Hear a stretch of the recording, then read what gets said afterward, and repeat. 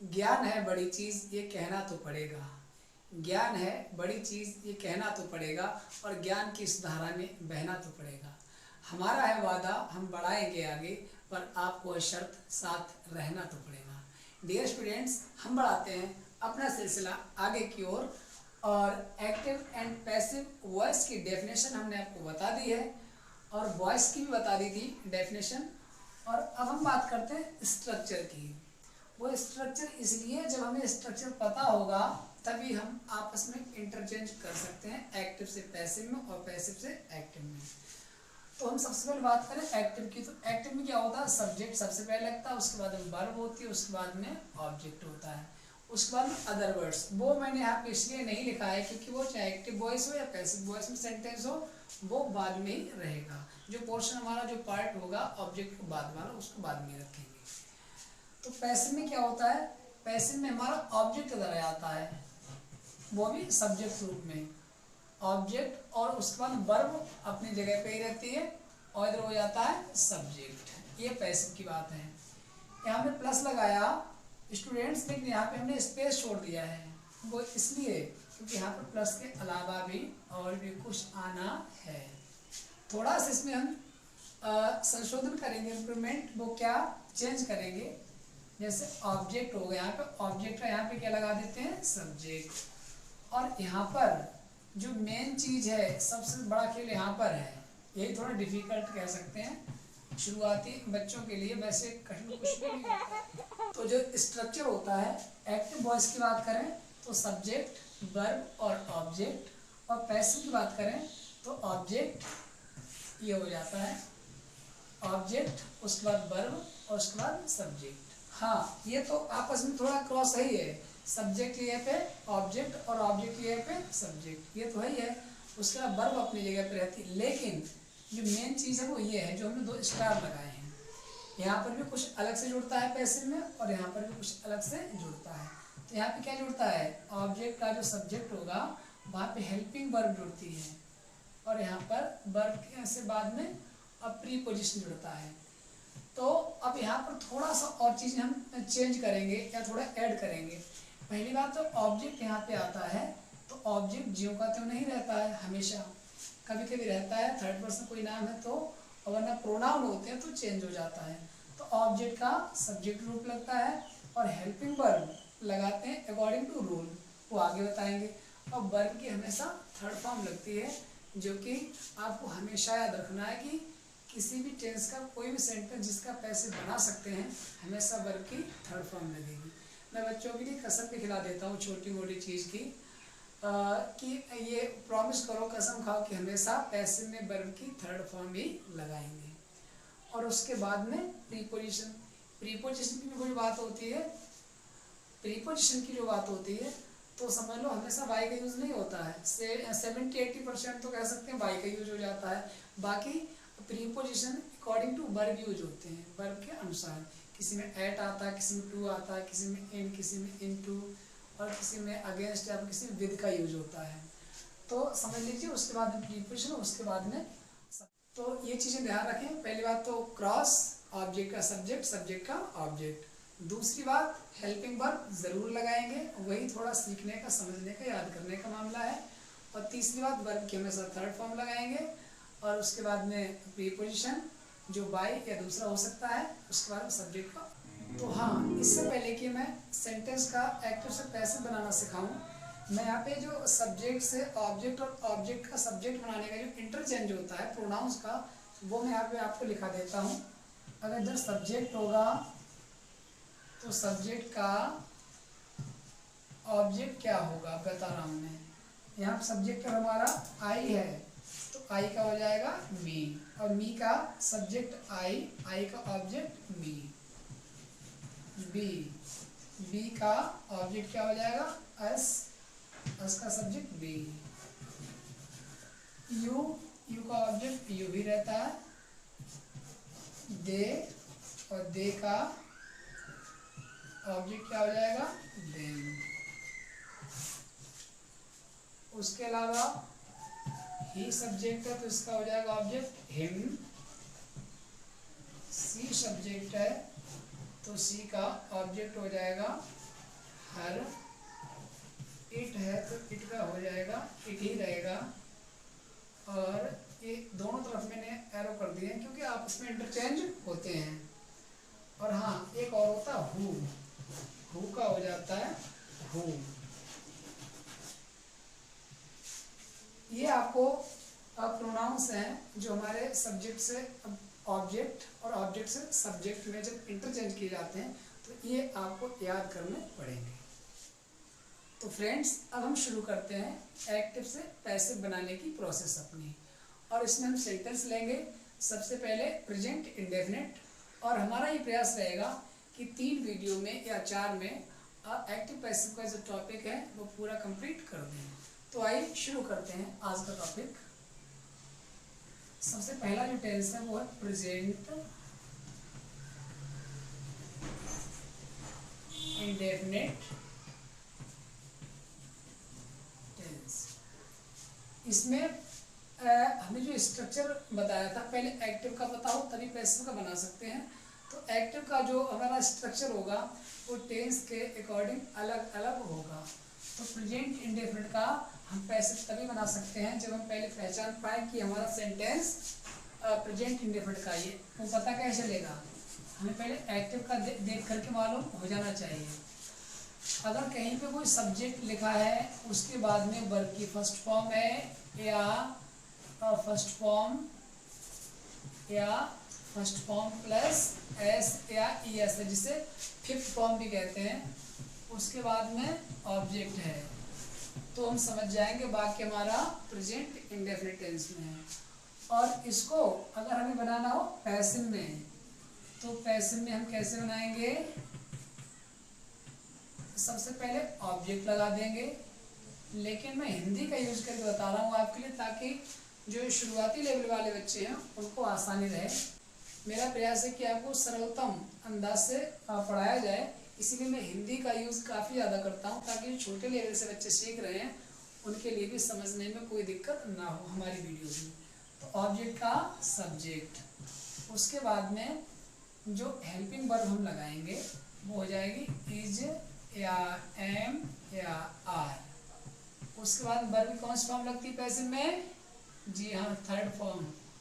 उसके बाद बाई लगाएंगे, मोस्टली ये 80% तो यही लगाते हैं बाई। उसके बाद में सब्जेक्ट का ऑब्जेक्ट। और हेल्पिंग वर्ब से मुझे एक चीज़ ध्यान आई, मैं को यहाँ पे टेबल बना दे रहा हूँ कि आप हेल्पिंग वर्ब कैसे लगानी, कैसे याद करेंगे। तो इसकी एक ट्रिक बता रहा हूँ आपको, हेल्पिंग वर्ब आप नहीं भूलोगे। देखिए, प्रेजेंट इंडेफिनिट और पास्ट इंडेफिनिट, यही दो ऐसे टेंस हैं जिनमें अफर्मेटिव सेंटेंस में या सिंपल सेंटेंस में, साधारण वाक्य में हेल्पिंग वर्ब नहीं दी हुई होती है। इन दो के अलावा प्रेजेंट इंडेफिनिट और पास्ट इंडेफिनिट, इन दोनों के अलावा बाकी हर एक सेंटेंस में, हर एक टेंस में हेल्पिंग वर्ब दी हुई होती है। तो इन दोनों के लिए याद करने का फार्मूला ये हो गया कि ये जो टेंस है इनसे अगला वाला जो टेंस होगा उसकी हेल्पिंग वर्ब को हम उधार ले लें। जैसे प्रेजेंट इंडेफिनिट है तो प्रेजेंट इंडेफिनिट में सहायक्रिया डूडज होती है, तो वो तो सिंपल सेंटेंस में लगती नहीं है। अफर्मेटिव में जब नहीं लगती है तो प्रेजेंट इंडेफिनिट से अगला जो टेंस होता है वो होता है प्रेजेंट कंटिन्यूअस टेंस, तो उसकी होती इज एम आर, तो उसको हमने यहाँ से उधार ले लिया काम चलाने के लिए। ऐसे ही पास्ट इंडेफिनिट की बात करें तो उसकी हेल्पिंग वर्ब होती है डिड, जो कि अफर्मेटिव सेंटेंस में यूज ना ही होती है। और इससे अगला वाला जो होता है पास्ट कंटिन्यूअस, उसकी होती है बाजबर हेल्पिंग वर्ब, तो उसको उधार ले लेते हैं। आइए हम टेंस के अकॉर्डिंग आपको थोड़ा ये तालिका बता देते हैं, जिससे कि आपका कार्य आसान हो जाएगा। अगर कहीं वर्ब की केवल फर्स्ट फॉर्म लगी है या फिफ्थ फॉर्म है, फिफ्थ फॉर्म होती है वो वाली एस एस वाली, तो इसमें हमें हेल्पिंग वर्ब लगानी है इज एम या आर। वर्ब की सेकंड फॉर्म लगी है तो आपको हेल्पिंग वर्ब लगानी है बाज या वर। और उसके अलावा अगर कहीं पे हेल्पिंग इज एम आर दिया है तो उसमें हमें इज एम आर के साथ में बीइंग जोड़ देना है। क्या करना है? बीइंग जोड़ देना है। और कि बाजबर दिया है तो उसमें हमें बाजबर के साथ में बीइंग जोड़ देना है। और कि हैज या हैव दिया है हेल्पिंग वर्ब के रूप में, तो हमें हैज या हैव प्लस क्या करना है, बीइंग जोड़ देना है। सेम कंडीशन हेड में भी है, हेड वाले में तो हेड प्लस बीइंग कर देना है। और कोई मॉडल वर्ब दिया है, मॉडल वर्ब है तो उसमें हमें क्या कर देना है, उसमें मॉडल वर्ब लगा देंगे, उसके बाद बी लगा देंगे, मॉडल प्लस बी और प्लस वर्ब की थर्ड फॉर्म। और केवल कहीं पे दिया हुआ है टू प्लस वर्ब की फर्स्ट फॉर्म, तो यहाँ हो जाएगा to plus be plus verb की थर्ड फॉर्म। मॉडल वर्ब में एक और होता है मॉडल प्लस हैव और थर्ड फॉर्म हो, तो उसमें modal plus have plus being third form हो जाएगा। ये टेबल है, आपको बहुत काम आएगी। हो सके तो आप इसको याद कर लेना, लिख लें, और अगर आपको डिफिकल्ट लगे तो उसको छोड़ दें। आप सेंटेंस को बनाएंगे, पढ़ेंगे तो पढ़ते पढ़ते भी आपको याद हो जाए। आइए अब हम शुरू करते हैं सेंटेंस लेकर के। पहला हमने एक सेंटेंस ले लेते हैं, जैसे Sunil help you daily. Sunil रोज तुम्हारी मदद करता है। अब इसमें सबसे पहले हम ये स्पॉट करेंगे कि हमारा सब्जेक्ट क्या, सुनील हो गया, ये वर्ब हो गई, ऑब्जेक्ट हो गया, ऑब्जेक्ट बाद में बचा ये एडवर्ब, ये अदर वर्ड्स में आ जाएगा। तो हमें सबसे पहले क्या लगाना, ऑब्जेक्ट हमें सबसे पहले ढूंढना है। ऑब्जेक्ट बेसिकली मुख्यतः हमें जो मेन वर्ब होगी उसके बाद मिल जाएगा। और हाँ, जरूर नहीं है ये एक वर्ड का ही हो, कभी कभी दो वर्ड का भी हो सकता है, तीन का भी हो सकता है। तो ये ऑब्जेक्ट हमारा यू को हमने यहाँ लिया, तो यू हमने रूल क्या लिखा है, ऑब्जेक्ट का सब्जेक्ट, और हमने जो नीचे लिखाया था पीछे, तो उसमें मैंने बताया था कि यू का सब्जेक्ट यू ही होता है, बस पहला जो लेटर है first letter should be written in capital letter.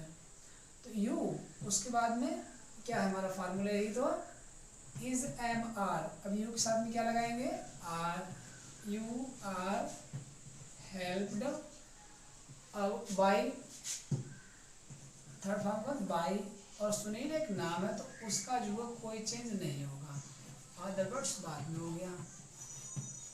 बन गया वाक्य हमारा ये, you are helped by Sunil daily. Sunil रोज तुम्हारी मदद करता है, इसका पैसे बना है कि तुम्हारी सुनील के द्वारा रोज मदद की जाती है। तो एक पहला सेंटेंस होगा, दूसरा एक और ले लेते हैं, they play hockey, way hockey खेलते हैं, तो उसको हो जाएगा हॉकी। अब देखिए हॉकी अब ऑब्जेक्ट हो गया, वर्ब हो गई, सब्जेक्ट हो गया। जो हॉकी है, हॉकी ऑब्जेक्ट है, इसका सब्जेक्ट बनाएंगे, थर्ड पर्सन है, प्रोनाउन को छोड़ करके, तो नो चेंज रहेगा। बस हाँ, फर्स्ट लेटर्स का कैपिटल बनाना ना भूलें। तो हॉकी सिंगुलर है प्लूरल है, बताएं जी। हाँ सिंगुलर है, तो ये है, उसके बाद इसका यूज करेंगे, हॉकी इज अ प्ले। ऐसे में मैंने कसम खिलाई थी, वर्ब की हमेशा कौन सी form, third form. Hockey is played by, the subject है, इसका ऑब्जेक्ट क्या हो जाएगा, देम। दो ये सेंटेंस ले लिए हमने अफर्मेटिव की, ऐसे दो। तो स्टूडेंट्स आइए अब लेते हैं निगेटिव सेंटेंस। निगेटिव में एक्टिव का हमें पता होना चाहिए, एक्टिव में सब्जेक्ट लगा होगा, उसके बाद में डू या डज होगा, उसके बाद में नॉट होगा, उसके बाद में बी1 वर्ब की फर्स्ट फॉर्म, उसके बाद में ऑब्जेक्ट होगा। तो हमें पैसिव में कैसे बनाना है, और हम पैसिव को पी लिखेंगे, इसके बाद में एक्टिव को ए, आप समझ जाना। तो इसमें सबसे पहले ऑब्जेक्ट का सब्जेक्ट हो जाएगा, का सब्जेक्ट, उसके बाद में डू डज की जगह क्या हो जाएगा, इज एम आई रहेगा, ध्यान रखना है, और उसके बाद में नॉट आ जाएगा, उसके बाद वर्ब की थर्ड फॉर्म, उसके बाद में बाय, उसके बाद में सब्जेक्ट। एग्जाम्पल ले लेते हैं, हम कहें he does not right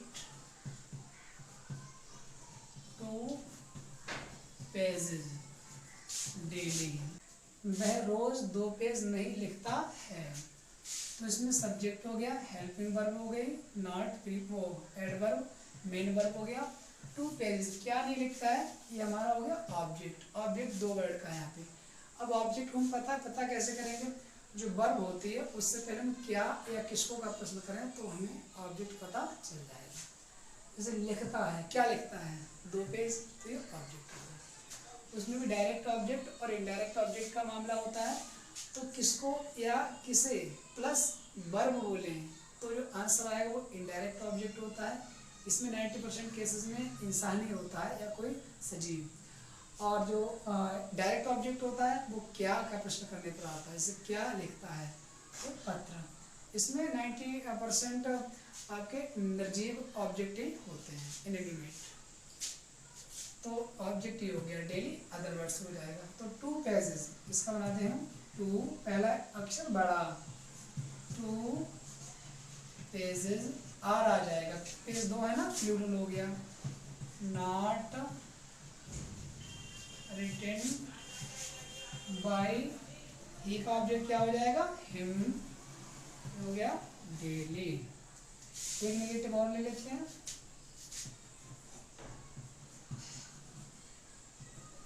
your brothers do not teach me, तुम्हारे भाई मुझे नहीं पढ़ाते हैं। योर ब्रदर्स कौन, और हाँ कौन का प्रश्न करने का जो आंसर आता है वो होता है सब्जेक्ट। सब्जेक्ट हो गया हेल्पिंग वर्ब, और नॉट और ये मेन वर्ब ऑब्जेक्ट हो गया। ऑब्जेक्ट का सब्जेक्ट क्या हो जाएगा, आई। अब आई के साथ क्या लगाएंगे, एम। आई एम नॉट, और टीच की थर्ड फॉर्म क्या हो जाएगी, taught. I am not taught by your brothers का योर ब्रदर्स ही रहेगा। यू होता तो यू ही रहता, तो यहाँ पर तो सब्जेक्ट है योर ब्रदर्स है।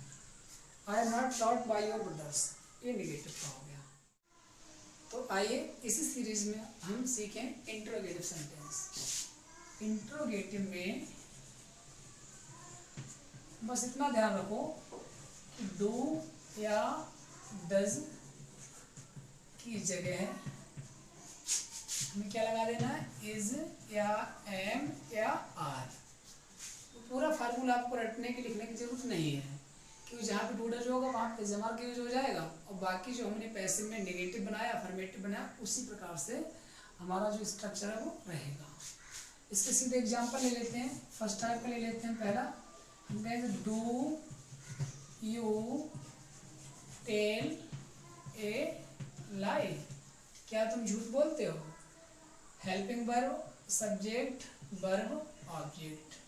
अब ए लाई हम इधर लेके आएंगे, ए लाई, झूठ एक वचन हुआ तो उसके साथ में तो हम इज लगाएंगे पहले, तो इज लगा देंगे पहले। इज ए लाई बोलना की थर्ड फॉर्म लगाएंगे, is a lie told by you. और एक सेकेंड टाइप का ले लेते हैं हम, करते हैं कि why do they make a noise, बेशोर क्यों मचा रहे हैं, सॉरी बेशोर क्यों मचाते हैं। तो उसका हो जाएगा वाई की जगह वाई रहेगा, डू डज की जगह पे is am are. A noise जो ऑब्जेक्ट है इसका सब्जेक्ट बनाएंगे तो इज हो जाएगा। Why is a noise, make की थर्ड फॉर्म क्या हो जाएगी, मेड बाय देम। तो ये रहा हमारा इंटरोगेटिव का स्ट्रक्चर। और हाँ एक चीज और समझ लें, अगर हमारा सेंटेंस इंटरोगेटिव प्लस नेगेटिव है तो जो ऑब्जेक्ट का सब्जेक्ट होगा उसके बाद में नॉट आ जाएगा। वही क्रम उसमें होगा एक्टिव वाले में। एक्टिव वाले में भी सब्जेक्ट के बाद में नॉट दिया होगा, तो पैसिव में हम जो ऑब्जेक्ट का सब्जेक्ट बनाएंगे उसके बाद नॉट लगा देंगे। और अब सीखते हैं ऑलवेज, नेवर और हु वाली बात। ऑलवेज का यूज होता है तो उसमें भी ज़्यादा कोई टिपिकल नहीं है, इसका यूज़ करने वाले बता दूँ। वाक्य हम कहेंगे आई ऑलवेज इनवाइट देम, मैं सदैव उनको निमंत्रित करता हूँ। तो देम का क्या हो जाएगा, they are always invited by, I का क्या हो जाएगा, मी। और एक नेवर वाला देख लें,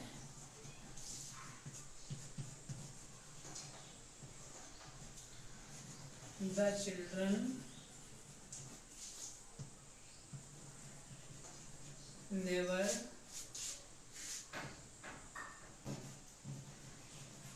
हेल्प हिम, बच्चे उसकी मदद कभी नहीं करते हैं। तो इनका हो जाएगा ही इज, नेवर यहीं आ जाएगा, ठीक है। इज एम आर के बाद में ही नेवर आ जाएगा, और इज एम आर जो भी हेल्पिंग वर्ब होगी जिस टेंस की भी, उसके जस्ट बाद में नेवर या ऑलवेज यूज होते हैं। Never helped by the children. अब आया हु वाला और बच्चा, इसको और देख लें। हु वाला स्ट्रक्चर चाहे अफर्मेटिव हो या इंटरोगेटिव हो या पैसिव बनाना हो, इसका जो अदर इंटरोगेटिव सेंटेंस होते हैं उससे इसका स्ट्रक्चर थोड़ा डिफरेंट होता है, क्योंकि मैं बता चुका हूँ ट्रांसलेशन में भी, हु अपने आप में एक सब्जेक्ट भी होता है, ये इंटरोगेटिव प्रोनाउन होता है, इसलिए इसका स्ट्रक्चर अलग रहता है। तो हु वाला कैसे बनाएंगे, सेंटेंस हमारा कि हु टीचेस यू, तुम्हें कौन पढ़ाता है। सब्जेक्ट हो गया, ऑब्जेक्ट हो गया, और ये हमारा मेन वर्ब हो गया। तो हु मैंने कहा सब्जेक्ट भी होता है। तो यू का अगर हम बनाएंगे सब्जेक्ट, तो यू का यू रहेगा, समझ लो यहाँ पे हो जाएगा यू के साथ आर आता है, यू आर। थर्ड फॉर्म पीछे क्या हो जाएगी, टॉट, यू आर टॉट। और हु का क्या हो जाएगा, बाई होम। लेकिन ये गलत है, क्यों गलत है, क्योंकि हु जो वर्ड है कौन, ये इंटरोगेटिव भी तो होता है, इसलिए इसका सही जो स्ट्रक्चर है वो हम यहाँ से उठा लेंगे। होम को नहीं, बाई होम पूरा उठा लो। By whom are you help. तो मुझे उम्मीद है ये आपको पसंद आया होगा। तो ये रहे प्रेजेंट इंडेफिनिट के सेंटेंस, जो मैंने अफर्मेटिव, नेगेटिव, इंटरोगेटिव मैंने सब समझा दिए हैं, और मुझे उम्मीद है कि आपके लिए समझ में आया होगा।